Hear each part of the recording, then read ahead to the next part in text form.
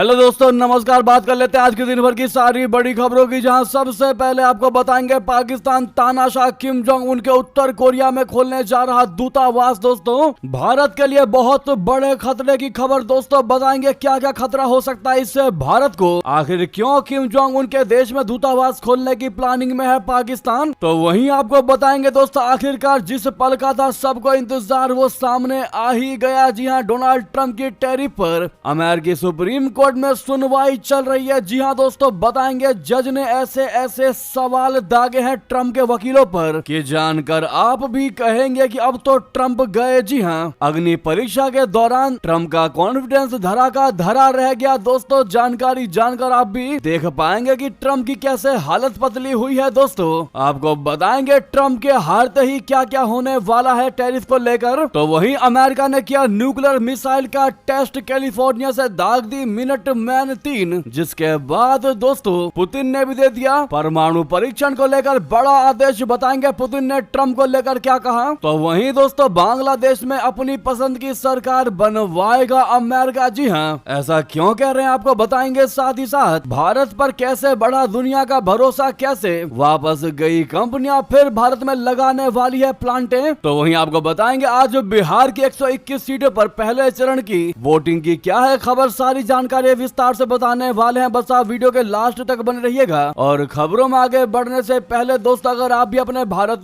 को होते मजबूत का दिल से समर्थन करते और मानते हैं कि भारत दुश्मनों के हर एक मंसूबों को पहले ही भांप लेता है, तो वीडियो को लाइक करके चैनल को सब्सक्राइब करके बेल आइकन दबा के कमेंट में जय हिंद अवश्य कह दीजिएगा। तो बात कर लेते पहली सबसे बड़ी खबर की, जहां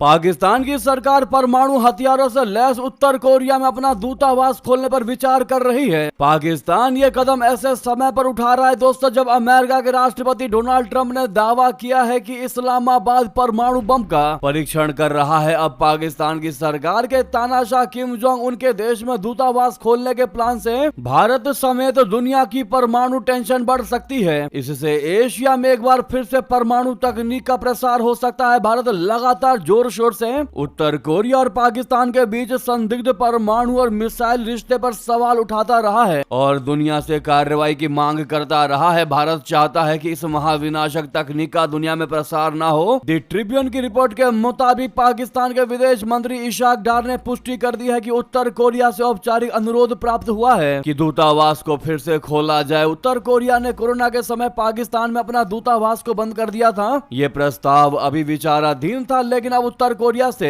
औपचारिक अनुरोध मिल गया है। उत्तर कोरिया ने यह मंजूरी ऐसे समय पर दी है जब एशिया में परमाणु प्रसार के खतरे को लेकर चिंता बढ़ गई है। पाकिस्तान उन देशों में कथित रूप से शामिल है जो रूस, चीन और उत्तर कोरिया के साथ भूमिगत परमाणु परीक्षण कर रहा है। पाकिस्तान के विदेश मंत्री ने संसद में एक सवाल के जवाब में कहा कि उत्तर कोरिया पर कई तरह के प्रतिबंध होने की वजह से उसके साथ सार्थक सहयोग नहीं हो पा रहा था। दोनों देशों के बीच द्विपक्षीय रिश्ते केवल महत्वपूर्ण मौकों पर बधाई देने तक सीमित नहीं रह गए थे। इशाक डार ने कहा कि पाकिस्तान और उत्तर कोरिया के बीच व्यापार तो ना के बराबर हो गए थे। उन्होंने कहा कि पाकिस्तान आगे भी कोरिया के शांतिपूर्ण तरीके और बिना विदेशी हस्तक्षेप के एकीकरण का सपोर्ट करता रहेगा। दोस्तों, अपने भारत ने लगातार पाकिस्तान और उत्तर कोरिया के बीच परमाणु दोस्ती पर सवाल उठाया है। साल 2017 में भारत ने उत्तर कोरिया के प्रसार नेटवर्क की जांच करने की औपचारिक मांग की थी। भारत ने संयुक्त राष्ट्र सुरक्षा परिषद से कहा था कि इसकी बहुत जरूरत है कि उत्तर कोरिया के हमारे इलाके में परमाणु और मिसाइल प्रसार की जांच की जाए। भारत ने कहा था कि इस तरह की गतिविधियां भारतीय सुरक्षा और शांति पर गंभीर प्रभाव डालती हैं। अगर पाकिस्तान का उत्तर कोरिया में दूतावास खुलता है तो दुनिया के राजनयिक रूप से सबसे अलग थलग देश में उसकी वापसी हो जाएगी। बता दें कि उत्तर कोरिया में भारत का दूतावास पहले से ही मौजूद है। दोनों देशों के बीच राजनयिक संबंध बने हुए हैं। माना जाता है कि उत्तर कोरिया ने ही पाकिस्तान को मिसाइल की तकनीक दी थी और पाकिस्तान ने किम जोंग उनको परमाणु तकनीक। दोस्तों, इस खबर ने वाकई में भारत को चौंका दिया है, क्योंकि एक पड़ोसी होने के नाते पाकिस्तान का ऐसा कदम भारत के लिए बिल्कुल भी फेवरेबल नहीं है। अब देखना ये होगा दोस्तों इस खबर के बाद, इशाक डार के इस बयान के बाद भारत क्या एक्शन लेता है। दोस्तों, भारत का विदेश मंत्रालय इस पर क्या कहता है ये देखने वाली बात होगी। वहीं जब बात परमाणु परीक्षण की आ ही रही है तो आपको बता दें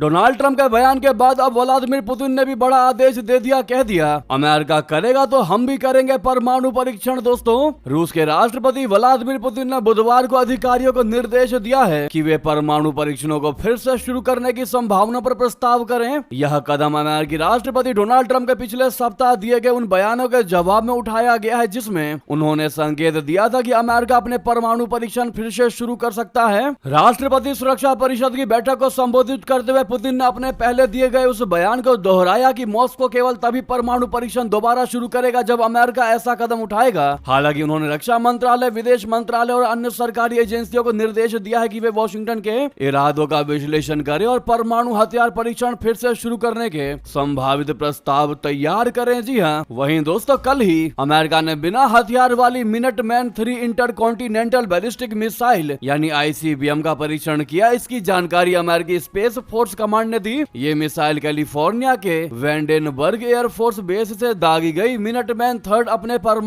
अपने साथ परमाणु हथियार ले जाने में सक्षम है और 14,000 किलोमीटर तक हमला कर सकती है। स्पेस फोर्स कमांड ने बताया कि इस परीक्षण का मकसद ICBM प्रणाली की विश्वसनीयता, ऑपरेशनल तैयारी और सटीकता जांचना था। जी हाँ दोस्तों, वाकई में अब दुनिया फिर एक बार परमाणु के पीछे पड़ती दिखाई दे रही है। दोस्तों, ऐसे में अपना भारत भी कहीं ना कहीं इस चीज को लेकर काफी सेंसिटिव दिखते नजर आ रहे हैं। दोस्तों, देखते हैं भारत का क्या फैसला होता है इन मुद्दों पर। दोस्तों, अगली और बेहतरीन खबर की बात कर लेते हैं जिसका था सबको इंतजार बता दें।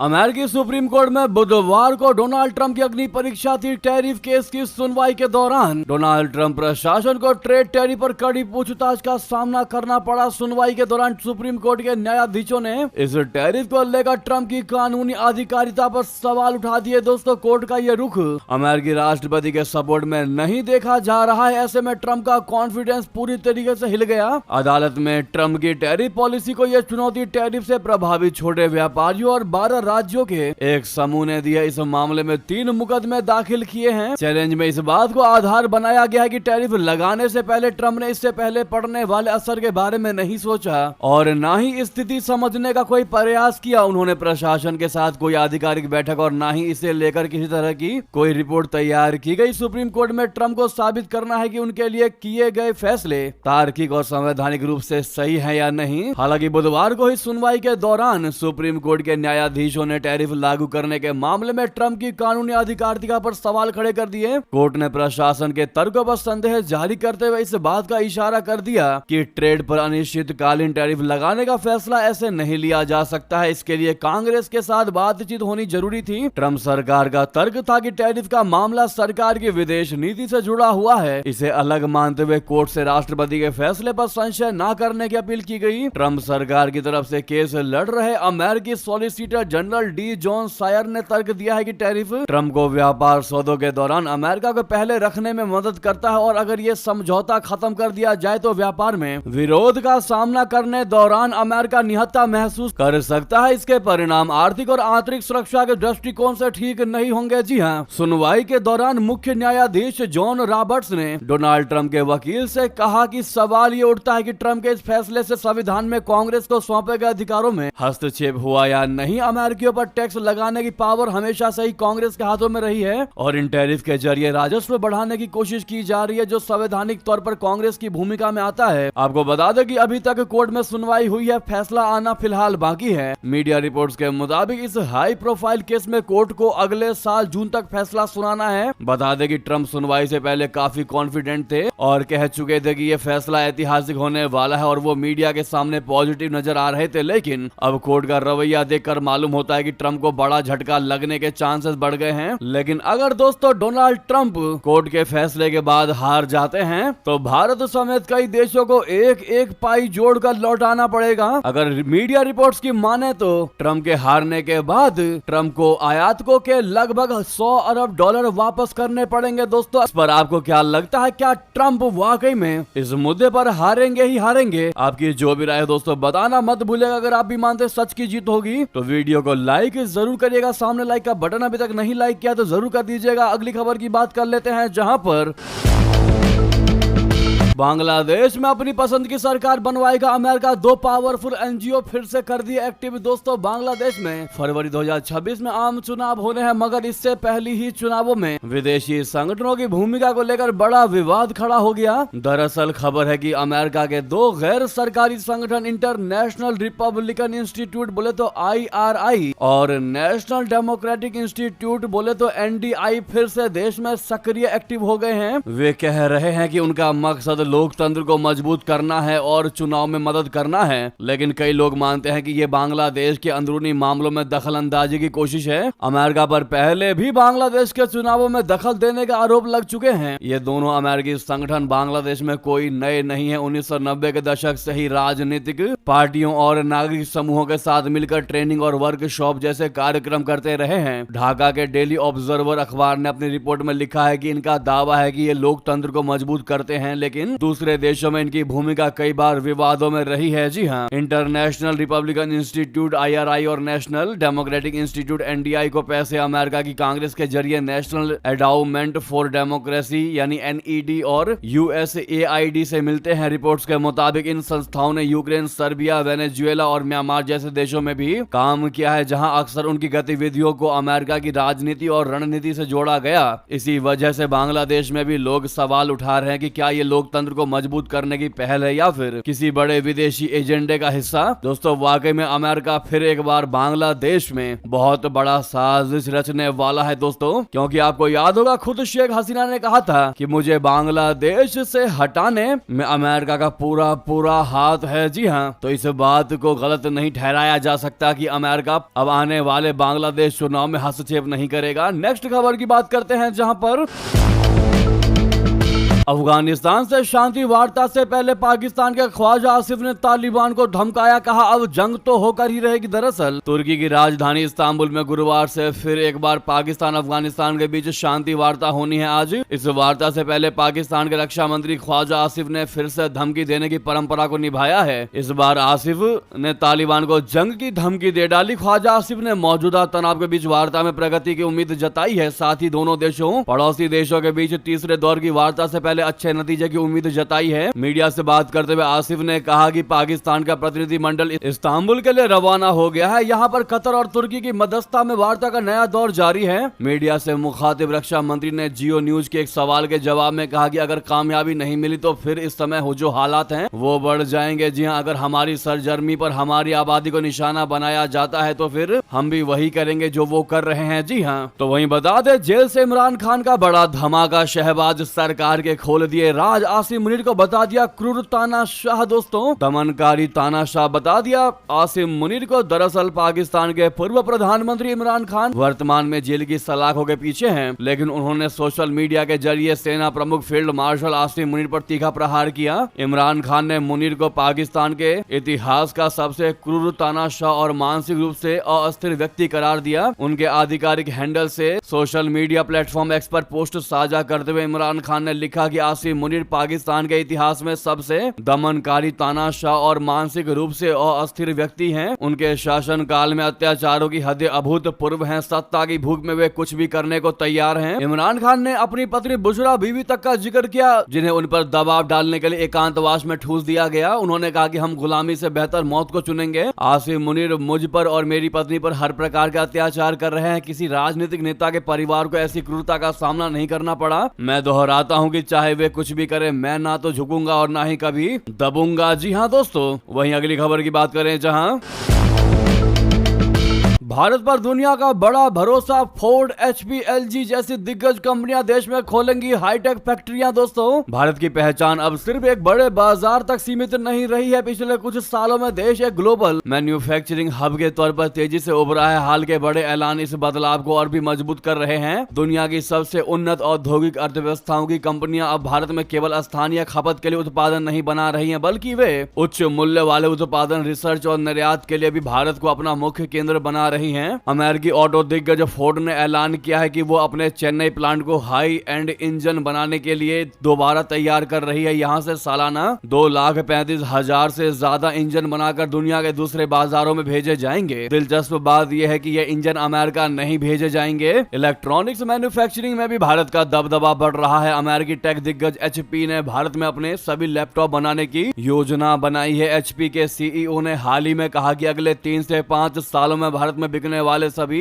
पर्सनल कंप्यूटर यहीं बनेंगे। इतना ही नहीं, भविष्य में भारतीय प्लांट से ही लैपटॉप एक्सपोर्ट किए जाएंगे। दोस्तों, ऐसे में जहां अमेरिकी कंपनियां लगातार लागत और रणनीति पर ध्यान दे रही है, वहीं दक्षिण कोरियाई कंपनियां भारत के साथ लंबे समय के औद्योगिक और तकनीकी जुड़ाव पर दांव लगा रही हैं। LG इलेक्ट्रॉनिक्स भारत में कैपिटल गुड्स यानी इलेक्ट्रॉनिक फैक्ट्रियों में लगने वाली भारी मशीनें के उत्पादन को शिफ्ट करने पर विचार कर रही है। यह उत्पादन अभी तक कोरिया, चीन और वियतनाम में होता था। इसके साथ ही LG ग्रुप नोएडा में 1,000 करोड़ रुपए के निवेश से एक ग्लोबल रिसर्च एंड डेवलपमेंट बोले तो R&D सेंटर भी स्थापित कर रहा है, जिससे करीब 500 लोगों को रोजगार मिलने की उम्मीद है। ऐसे में आपने फोर्ड और LG जैसे कंपनियों के नाम जरूर सुने होंगे। दोस्तों, क्या है इन पर आपकी राय बताना मत भूलिएगा। इनफैक्ट LG तो हर किसी के घर में किसी नहीं तो किसी प्रोडक्ट के रूप में मिल ही जाएगा। अगली खबर की बात करते हैं, जहां पर रिपब्लिकन पार्टी को डुबो रही है ट्रंप की नीतियां। न्यूयॉर्क में ममतानी की जीत के क्या है मायने जानना है, बहुत जरूरी बता दें। जैसा कि आप सभी को पता होगा दोस्तों, न्यू जर्सी और वर्जीनिया में गवर्नर तथा न्यूयॉर्क में मेयर के पद पर डेमोक्रेटिक पार्टी की जीत ने साबित कर दिया है कि डोनाल्ड ट्रंप की घरेलू नीतियां अब उनकी रिपब्लिकन पार्टी को भी डुबो रही है। दोनों जगहों पर गवर्नर डेमोक्रेटिक पार्टी की ही जीत हुई है। दोस्तों, न्यूयॉर्क में मेयर भी इसी पार्टी से है, लेकिन कहीं भी रिपब्लिकन पार्टी को जीत नहीं मिली। लगभग सभी स्थानों पर रिपब्लिकन पार्टी के कमिटेड वोटरों ने भी डेमोक्रेटिक उम्मीदवारों को वोट किया। और न्यूयॉर्क में जोहरान ममदानी के मेयर बन जाने से खुद डेमोक्रेट्स भी सकते में हैं, क्योंकि ममदानी डेमोक्रेट्स के बीच भी अल्ट्रा सोशलिज्म वाले हैं। अमेरिका USA में भारतीय मूल के वैज्ञानिक डॉक्टर महेंद्र सिंह कहते हैं कि डेमोक्रेटिक पार्टी में भी अधिकतर लोग यथास्थितिवादी है। ममदानी की जीत से वे भी खुश नहीं है। उनको लगता है कि ममदानी जैसे लोग डेमोक्रेटिक पार्टी को सेंट्रिस्ट यानी मध्य मार्गी नहीं रहने देंगे। इसमें चौंकाने वाली बात तब होती है दोस्तों, जब खुद डोनाल्ड ट्रंप ने ममदानी को हराने की बात कही थी, उसके बावजूद भी भर भर कर ममदानी को वोट मिले। दोस्तों, न्यूयॉर्क शहर में मात्र 34 वर्ष की उम्र में मेयर बनने वाले वे पहले शख्स हैं तथा पहले मुस्लिम भी हैं। वे डोनाल्ड ट्रंप, इजराइल के राष्ट्रपति नेतन्याहू और भारत के प्रधानमंत्री नरेंद्र मोदी से घृणा करते हैं। कई बार पब्लिक मंच से वे इस बात का इजहार कर चुके हैं। डोनाल्ड ट्रंप ने तो जून 2025 में प्राइमरी सर्वे में ममदानी की बढ़त के बाद खुलेआम धमकी दी थी कि यदि ममदानी को जिताए तो न्यूयॉर्क को फेडरल सरकार से फंड नहीं मिलेगा। उन्होंने ममदानी को हराने के लिए निर्दलीय उम्मीदवार एंड्रयू कुओमो को वोट देने की अपील की ताकि मत विभाजन में ममदानी हार जाएं, लेकिन उसके बावजूद भी दोस्तों भर भर का ममदानी को वोट मिले। जानकारों का मानना है कि झलक अब दिखने लगी है। अब भविष्य में जोहरान ममदानी को डोनाल्ड ट्रंप के समक्ष चुनौती के तौर पर प्रस्तुत किया जाएगा। ये बात ममदानी को राष्ट्रपति पद तक तो नहीं पहुंचा सकती, लेकिन डेमोक्रेटिक पार्टी का भविष्य बेहतर तो बना ही देगी। दोस्तों, उधर बता दें,